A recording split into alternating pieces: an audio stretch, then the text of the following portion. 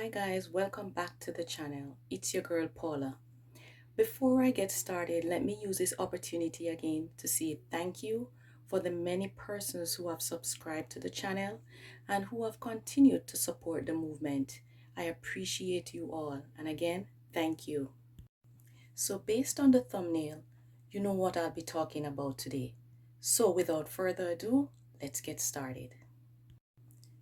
13 weeks into my pregnancy, my third child, that is for my third child, I went to do an ultrasound and I realized that the ultrasound showed that my unborn son had a heart defect. Oh, I was so dejected. I felt powerless. There were tons of emotions that overtook my body. I didn't know what to do. I didn't know what to say. But eventually I was able to call an individual that I turn to whenever time my back is against the wall. She said, Paula, I know it's difficult, but guess what? We are going to pray about it. And so that was it, the end of it. I wasn't a born again Christian, but I used to attend church and I used to read my Bible.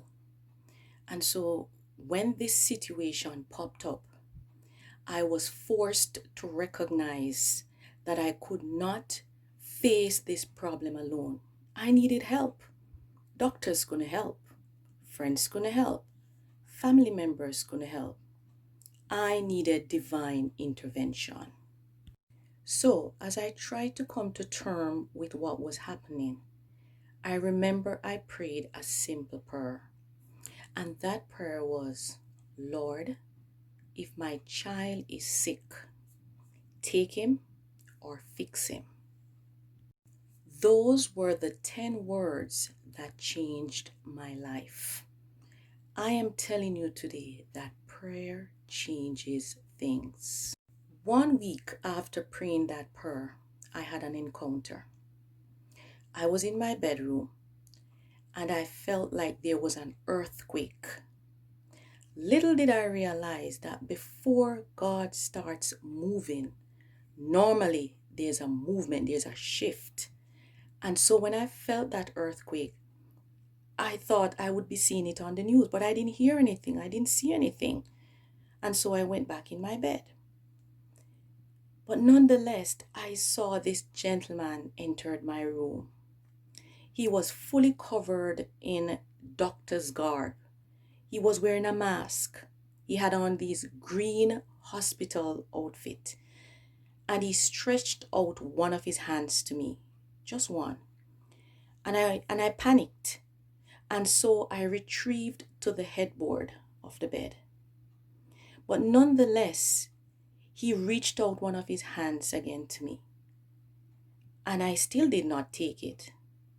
And then, a few minutes after, or maybe it was a second, I fell asleep. A few moments later, I woke up. And I can still remember a particular smell. It was like that of pine sol.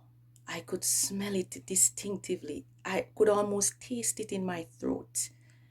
And not only that, it burned my nose. And so I didn't know that I had received an healing. I felt okay. But I knew something had happened.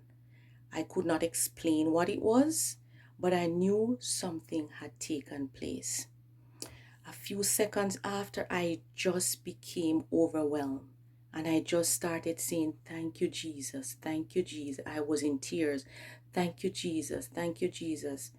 I was saying thanks because ultimately, God came through for me.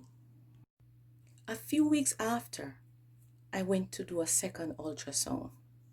My doctor had ordered it so that he could decide on his next course of action. Little did he know, I didn't say anything, so I went ahead and I did the ultrasound. He called me back and he said, I don't know what's wrong, but something is not right about this ultrasound. At first, when I matched it with the first ultrasound, I saw that there was a problem. But no, I'm not seeing the problem. And all I could see was that, Doc, God works in mysterious ways. 9 months later, I gave birth to a bouncing baby boy. He weighed almost 8 pounds.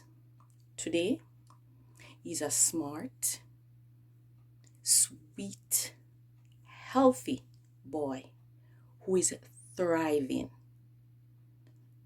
Let me tell you something. Miracles do happen, whether or not you believe. Whatever you're going through at this moment, and you feel as if it's too much for you, I can tell you that prayer changes things. Prayer changes things. Miracles do happen. All right? Miracles do happen. Philippians 4, verse 6 to 7 states that we need to be careful for nothing. In everything, by prayer and supplication, with thanksgiving, we should let our requests be made known unto God. And so that's what I did. I took my problem to the Creator, and He ultimately worked it out for me.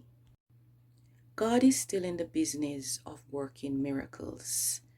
When you feel as if your back is against the wall, you have nowhere to turn, I'm telling you, get on your knees, start praying. God hears, He delivers, and He changes things. Nothing, and I mean nothing, is impossible with God. Don't forget to like, share, and subscribe to the channel. And I'll catch you in the next video. Bye.